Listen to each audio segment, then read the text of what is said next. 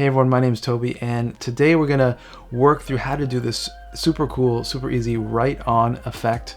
You can animate just about anything in Davinci Resolve. It's completely free, so you can download it. And at the end, I'm gonna show you how to export it with an alpha channel, so you can bring it into any editor that you use. All right, so we are in Davinci Resolve right here. And in terms of our first step, we are going to bring a text plus title into our timeline. So that's what I've done right here. Just drag that in. This won't work with your basic text title.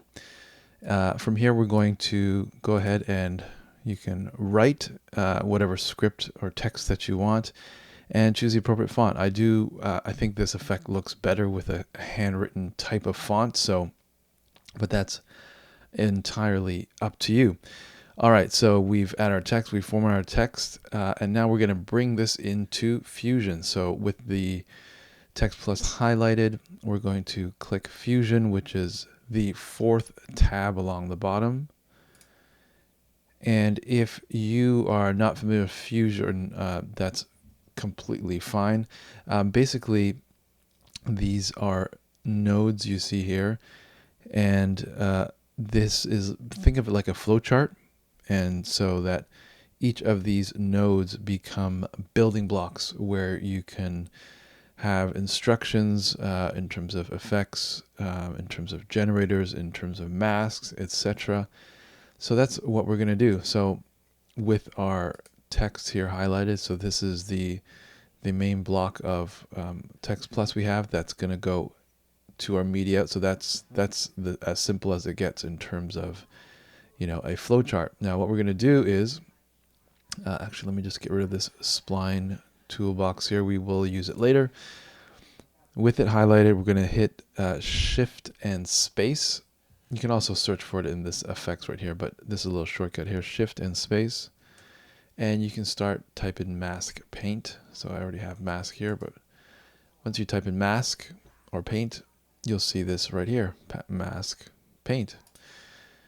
And we're going to hit add, and you can see it adds it to our main node, and right away our text disappears. That's because it's masked it all the way. So the next thing we're going to do is go to the mask tab on our right hand side here, and we're going to click invert because we want to see it. We're going to kind of do it backwards, so to speak. For now, we want to see and mask all this out. And then we will apply a keyframes to create this write-on effect. All right, so from here, we're going to select the polyline tool right here so that you can see all the different brush strokes here. We're going to use this. I find this is the most precise and it doesn't take too much fiddling around, but you can kind of get the effect. So now that we have that selected, we are going to click it once here, and we're going to come over here and adjust our brush tool. So that's under the Controls tab and Brush Controls. All right, so by default, it applies a softness. You can see there's a soft edge around our brush here, and the size is pretty big. So let's bring our softness all the way down to 0 so you can get a sense of how big this brush stroke is. And then we're gonna bring it down. So basically, you want your brushstroke, if you're going to be kind of doing it in one pass, to be able to cover the width of the widest spot of your writing. But do note we can come back once we set the points. We can come back and adjust the brush controls.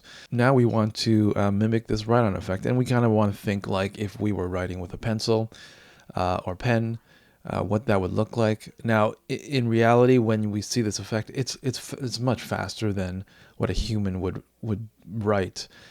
So that's something to keep in mind. But so it doesn't have to be precise like handwriting, but we want to kind of get the general gist. So you can see here, my brush controls are pretty good because now you can see I've covered with each click and control point I'm creating, I'm covering my writing. And just a tip here, I would say the more points you make, the better.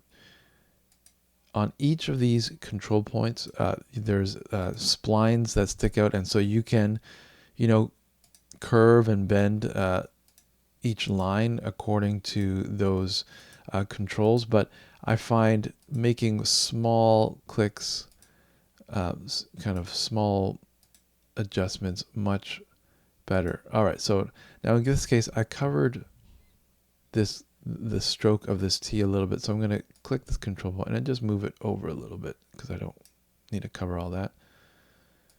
I'm going to keep going.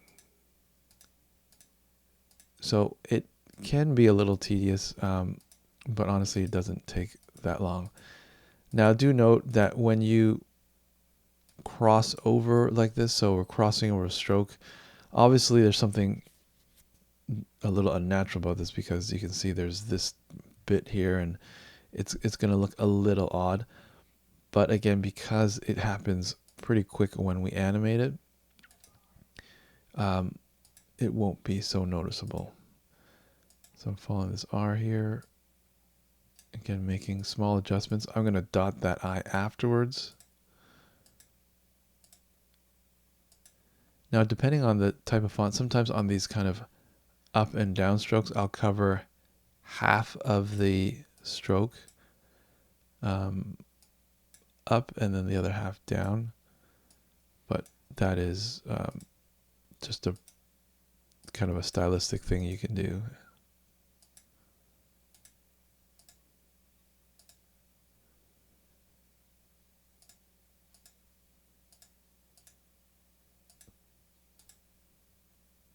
So I'm going to finish this E here. Make sure this is covered up here.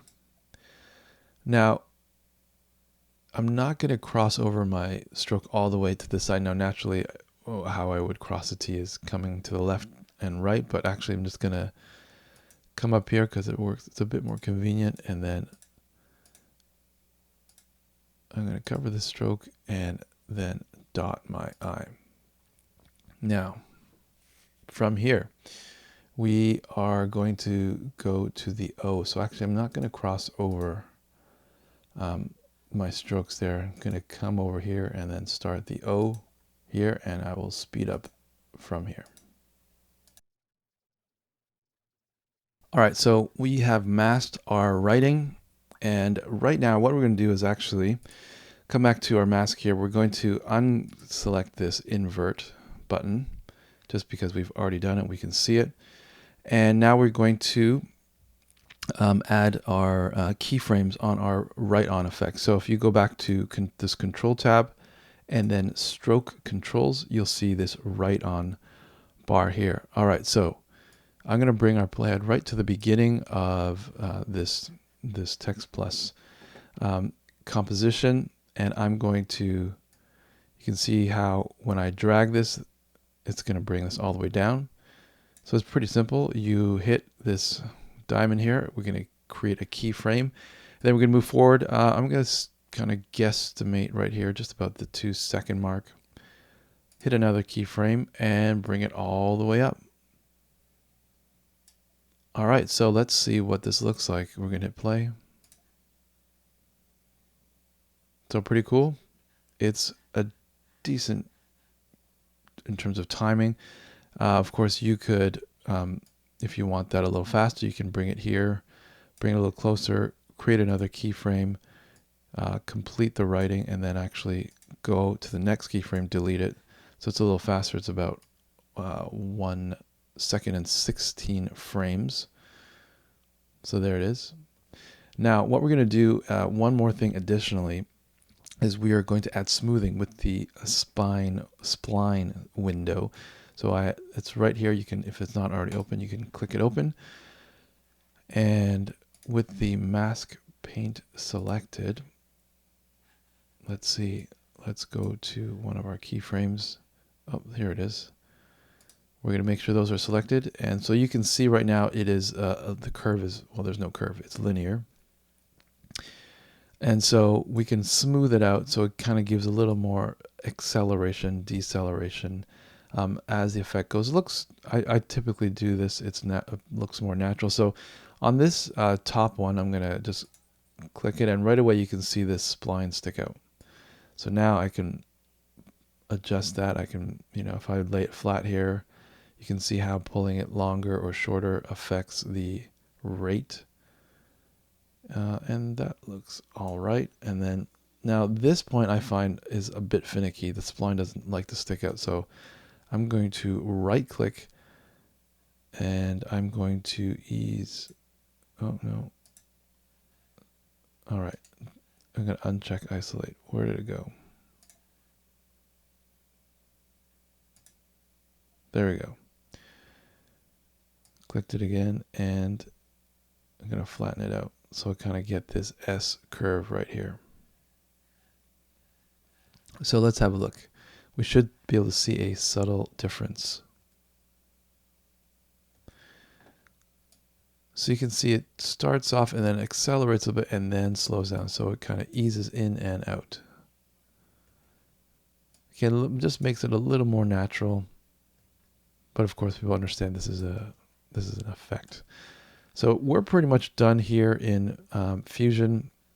You can, of course, again, still adjust these keyframes. And just a note, sorry, with the splines here, using this box here helps you show you exactly where your control points are. Sometimes this is kind of an infinite scroll, so you can kind of get lost here. So this helps you bring you to the control points you're working on. All right, so let's hit this edit tab. We're back in our main editor, and usually it takes time to render out, play smoothly, but you can see it's already there.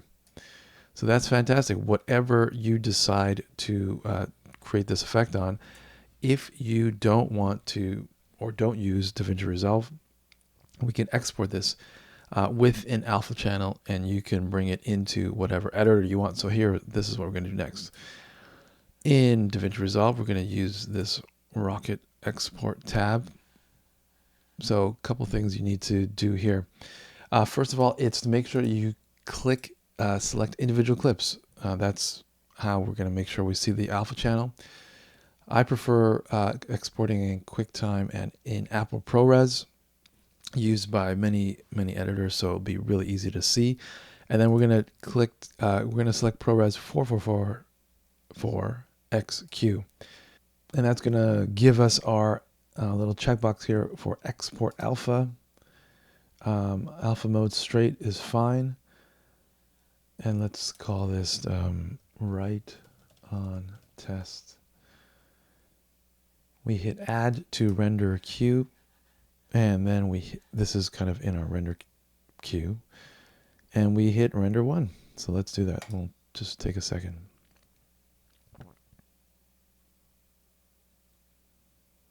All right, cool. Now let's go to where this file is located, and let's see, right on test. Is this? Yep, this is it. So just to preview it, you can see here that black background's gone. It is an alpha channel, and I have my right on effect. So I can import this QuickTime movie into any editor I want. Hey guys, thanks for watching. Hope that was helpful to you. Check out this next video on the best shortcuts that you can use to help speed up your workflow in Davinci Resolve. Hey guys, my name is Toby, and we are going to